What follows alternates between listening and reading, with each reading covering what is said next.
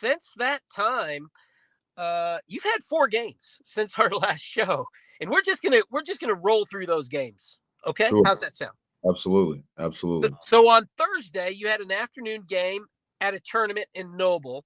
Tell us about that. Yeah. So last time we talked, I think we were getting ready for Rogers, and obviously we were fortunate enough to win that game. Hmm. And then we turned around and had a quick turnaround going into the Noble tournament, in which we opened up on Thursday with a really good community Christian team. I knew going into the game that it was going to be a real test of our just overall discipline. Offensively, they do a lot of things. Coach Price has been doing this for a long time, and he's a very, very good basketball coach. And so I knew that we were going to have our hands full just guarding some of their actions and defending some of their players. And it was a back and forth game all game long. They did some things defensively that we hadn't seen to that point that really kind of took us out of our rhythm. But I thought our guys were really resilient. We had several guys play that made some huge plays down the stretch. Corey McDowell is a guy that we didn't really talk about much and has kind of started to figure some things out. And he had a really big three for us there late in the fourth quarter that gave us a little bit of separation. But ultimately, we were able to make enough plays, and we were just fortunate enough to win that game on Thursday. And then Okay. Friday, Well, wait. So Thursday, that tournament. First of all, you mentioned Coach Price. Is that Coach Price that used to be at Carl Albert, no, so or is it's it? actually his brother. It's actually his brother, yeah. So Jay Price is at Carl Albert, and then Coach Tim Price is the head coach at Community Christian. And this is no relation to Mark Price and Brent Price, those guys I who don't went think pro. so. I don't think Okay, so. I they were could be from wrong. Eden. They were from Eden, yeah. I don't think they're related, but all great basketball players, minds, and have done a lot for the game here in Oklahoma. Yeah, so if you want to be successful in basketball in Oklahoma, you might as well take the name Price. There you go. There you go. All right, but then second, because I want to echo this, McDowell. It's Corey. It, Corey McDowell, yeah. He's a man, junior for us. when he came on the court against Rogers, number 12, I was like, I don't know who number 12 is. He was fast. He was smart.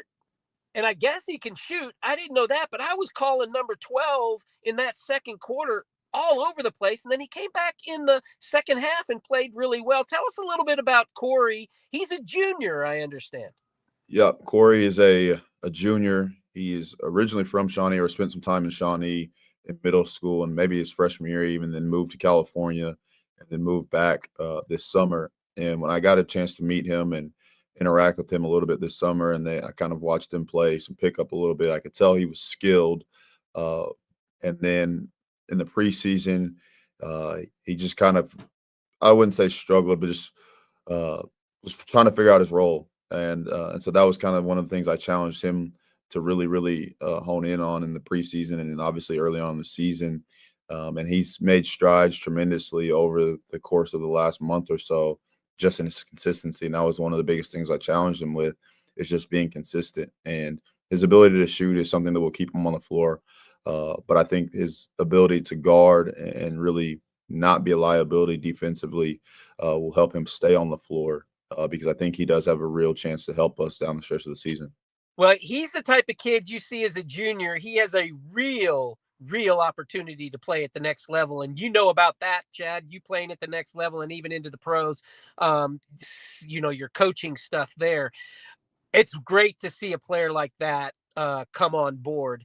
And then so we get the win on Thursday, and you go into Friday, and it's another one of those just tough games. Absolutely. And obviously, we can talk a lot about the circumstances that transpired, but ultimately, So the wait a game. second. So wait a second. I don't know the circumstances. I don't know that anybody know the circumstances. Yeah, So can you give us a bird's eye view, just a coach's view of what transpired in that game versus Blanchard? yeah. I will save some of the details just out of respect for the program and the district, but Yeah, ultimately, it was don't a back kid. and forth game. As you would imagine, two really good teams going at it, high intensity, high emotions, a lot of back and forth on both sides. And I will say this for everybody who is watching and may have heard or may have thought anything. Um, I have no ill will towards Blanchard or their program. Coach Ward does a phenomenal job. I thought he had his guys really, really prepared to play, and we knew it was going to be a dogfight. We knew it was going to be a battle all throughout the game, and credit to them. They're a very, very hard-nosed team, and I thought we were going to have to match and exceed their toughness for us to win. And ultimately, we did not. We didn't make enough plays, and they did some really uh, different things defensively to kind of take us out of our rhythm. And it was just unfortunate how the game ended up and what most people will remember about the game. But I think ultimately, the one thing I guess I would try to say is that now, at this point of the season, coming out from that game on Friday in which we did not win, I thought we had a chance there late in the fourth quarter. A couple things didn't go our way, a couple plays that we just can't make. Ultimately, kind of shot ourselves in the foot. But I think that now, looking back, if there's one thing we can take from it is how do we respond to adversity. I'm big on using everything as a lesson. And there's a quote that I really love. It said, "A smooth sea doesn't make for a skillful sailor." And I think that's kind of where we're at right now, going forward. That's the only thing we can do is try to figure out how to prepare for the next game, prepare for the next few games, and ultimately try to continue to do what we set out to do. Okay, and I love that as a coach, and that's hard in your first season. You're learning a lot on the fly, and to come into that. So then the following scheduled game wasn't played, and then Correct. you went into Booker T. Washington, and I mean, last night it was tough. Yeah, and obviously, subsequently, because of what transpired, we were without 7 guys. And so we knew it was going to be tough. I mean, to be quite honest with you, it'd have been tough with our guys just because I think Booker T's that good. I truly think they're the best team in the state. Coach Eli Brown is a guy that I really look up to. He's a phenomenal coach. He does a really good job getting his guys to play hard for long, extended periods of time. So it's going to be a challenge, an uphill battle, regardless. But then you take into the fact that you're playing guys who haven't played many minutes on the varsity level. I even had 4 freshmen out there. And so I just challenged them all to go out there and compete for as long as they could and as hard as they could, so that they can get the opportunity to potentially have more opportunities to help us down the road, to provide some minutes off the bench and be in the rotation. Um, but yeah, it was not uh, our full team. And unfortunately, that's kind of the circumstances we were in that we put ourselves in. And so at this point, all we can do is go from there and learn from it and try to be more prepared for the next game. Well, so isn't that kind of like life in the sense of Absolutely. hard knocks come, and I know you're a man of faith. What is, and unabashedly, I'm a man of faith. What is God saying to you about that? Right now, Chad, early in your what we hope to be a long tenure with Shawnee basketball and bringing us state championships as a community. I mean, this is really opportunity. Yeah, I mean, I've obviously had a lot of time over the last 72 hours or so to really do some self-reflecting, and more so just some inventory of the program, just figuring out ways that I can help our team to grow and learn, improve, and be better.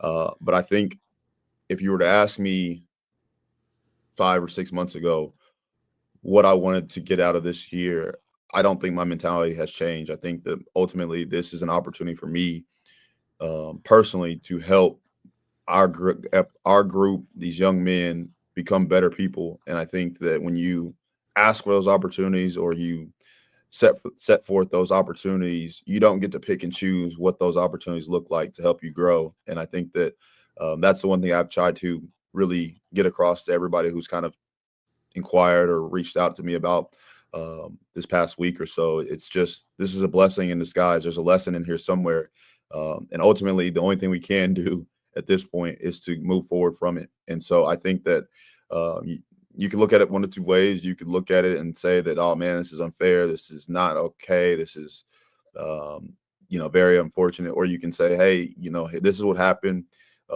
We've lost 2 games and we had to forfeit a game, and we could throw in the towel, or we can move forward and say, hey, we've been battle tested.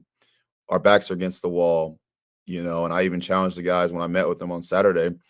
I said, if this is as hard as it gets, great. I love it.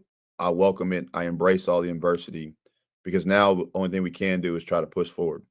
And so I think that hopefully we've learned from it. We've understood that we can't do certain things. We can't let our emotions get the best of us. And ultimately, we have to be able to compete at the highest level, still having that edge, still having that passion, still having that internal fire. But ultimately, we have to be able to focus on the main things and keep the main thing the main thing. Understood. Understood. So, as we look forward, Friday night we've got a tough Collinsville team coming in. They're going to be pushing the top echelon of our district if it plays out like it looks like it does. How do you respond on Friday night? What's the plan? And let's invite everybody out to come watch Shawnee High School varsity basketball. Yeah, I mean, as far as I'm concerned, there's going to be 2 goals in the gym. There'll be 3 officials. There'll be a basketball. The court's still 94 feet. The goal's still 10 feet tall. And I know there's going to be a team coming down the Turner Turnpike trying to take our heads off. And so for me, nothing changes. It's obviously a game that I feel like we can go compete in and have a chance to win. But our margin for error is very small. I think that we have to be very, very locked in today in practice, have another good day of practice tomorrow. Regardless who plays, who doesn't play, matters not to me. Obviously, if everything goes as planned and things work out, we'll have our full team. But if not, we'll just have to go from there and next man up. And like I said, I think that the biggest thing for us is to understand how we continue to improve. How do we get better? And if we do that, then I think that when we look back on the season, not to look too far ahead, because I'm very much in the moment type of a coach. But I think we'll be pleased with the growth that we made. And I think that Friday is just another opportunity for us to try to be better. All right, my man. Well, I always appreciate being able to talk with you, Chad, not just on these shows, but wherever we run into each other. I have a high level of respect for you. And I'm certainly, I always feel strengthened actually when we come away from our conversations, just like today. We Yeah, I appreciate the job appreciate that it. you're doing.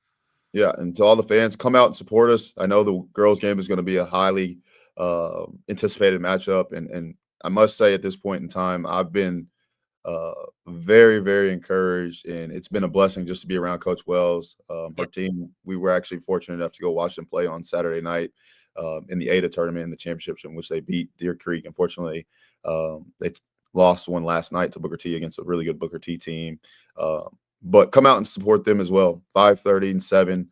I believe the times are 6 and 7:30. I don't know, but get here at 5:30 anyways, and I'm sure you'll be able to get a good seat and watch our girls team play because they are phenomenal. I believe they're number 1, if not number 2, in the district. And so I enjoy getting to watch their practices and being around Coach Wells. Obviously, she's a phenomenal coach, well respected in the game here in Oklahoma and even beyond. So I would just encourage everybody to come out and support both our women's and men's team on Friday night. 2 things about Coach Wells. She's a world champion, right? I do, yeah. And she has over 300 wins at the high school level at Shawnee High School. I Absolutely. believe all of them at Shawnee High School. Absolutely. What a blessing it is for a young coach like you to be able to take over a program and have somebody as solid as Wendy Wells right next to you. Absolutely. I'm very fortunate, very blessed. So are we. Thank you very much, Coach Johnson. We hope that you have a great week, and we will see you Friday night.